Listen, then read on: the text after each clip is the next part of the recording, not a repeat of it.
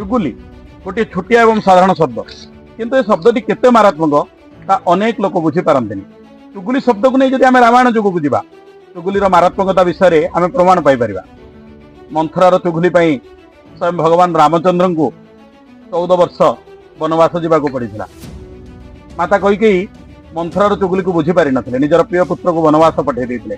ठीक सेमिति महापराक्रमी महाविद्वान रावण निज भौणी सुपर्णेखार चुगुली बुझी न पारि निज हाथ में गढ़ी स्वर्णमयी लंकाटा को ध्वंस कर देते। ठीक सेमिति स्वयं भगवान रामचंद्र धोबीर चुगुली बुझी न पारि निजर प्राणप्रिया पत्नी सीता देवी को अंतस्वता समय वनवास पठे देते। आपण माने एथुरु अनुभव करंतु चुगुली शब्दटी केते मारात्मक। तेणु आपण जीवन में जदि कौन सी जगार हो कौन सी व्यक्ति विशेष आपणकर पर्सनाल लाइफ हो कि प्रोफेशनल लाइफ रे हो आपण पछरे चुगुली करूछंती, आपण समान उपयुक्त सामना करंतु।